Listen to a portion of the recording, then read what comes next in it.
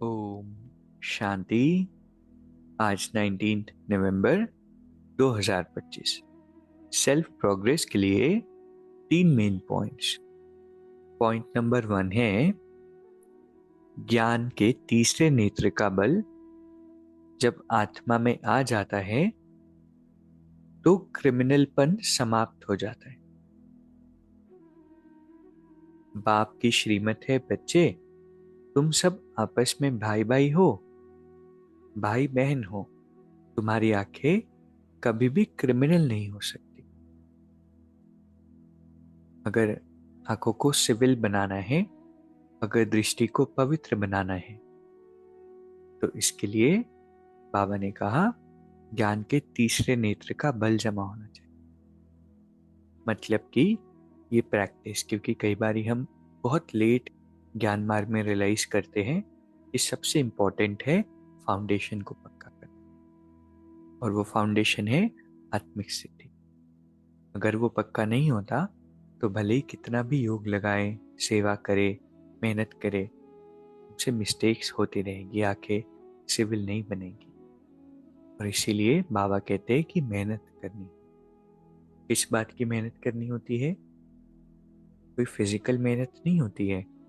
इन बार बार अपने आप को आत्मा समझ।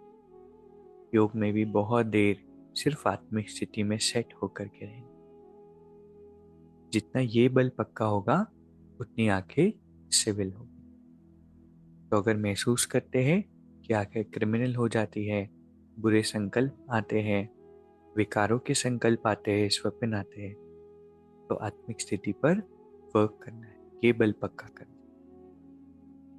दूसरा पॉइंट है एकांत में बैठ अपने आप से बातें करना। आत्मा पर जो जंग चढ़ी है उसे उतारने के लिए याद की यात्रा पर रहना।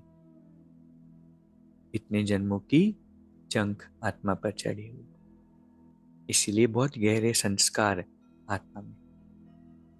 और इसके लिए क्या अभ्यास है? परमात्मा की याद में रहना, क्योंकि जितना याद करेंगे आत्मा रिफाइन होते जाएगी। तीसरा पॉइंट है किसी भी बात में संशय नहीं उठाना है, ईर्ष्या नहीं करनी, आंतरिक खुशी में रहना है, अपनी गुप्त सर्विस करनी। हम तो परमात्मा के निश्चय बुद्धि बच्चे हैं ना। कोई भी बात हो सामने, लेकिन संशय में नहीं आना।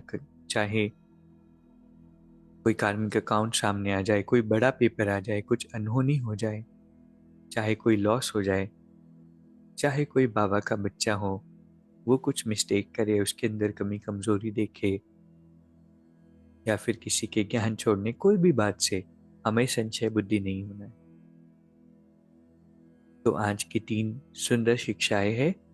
पहला, ज्ञान के तीसरे नेत्र का बल जमा होगा तब आंखों का क्रिमिनलपन समाप्त हो जाएगा। इसलिए आत्मिक स्थिति की बहुत गहराई से प्रैक्टिस करनी। दूसरा पॉइंट है एकांत में बैठ अपने से बात करनी। जो जंग आत्मा पर चढ़ी है उसे उतारने के लिए याद की यात्रा पर। और तीसरा है किसी भी बात में संशय नहीं उठाना है, आत्मिक स्थिति में आंतरिक खुशी में रहना। अभी 1 मिनट हम मेडिटेट करेंगे। इस शरीर को चलाने वाली मैं परमात्मा की श्रेष्ठ संतान, एक सूक्ष्म ऊर्जा हूं। अपने आप को प्रकृति के मध्य में महसूस कर रही हूं। इस स्थान पर विराजमान होकर मैं आत्मा सारा कारोबार चलाती हूं। अंदर बैठ इन आंखों से देखती, इन कानों से सुनती हूं। ये शरीर मेरा इंस्ट्रूमेंट है और मैं एक चैतन्य शक्ति हूं,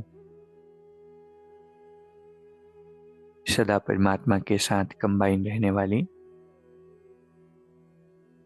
स्व परिवर्तक, सो विश्व परिवर्तक। विश्व का कल्याण करने वाली आत्मा हूँ।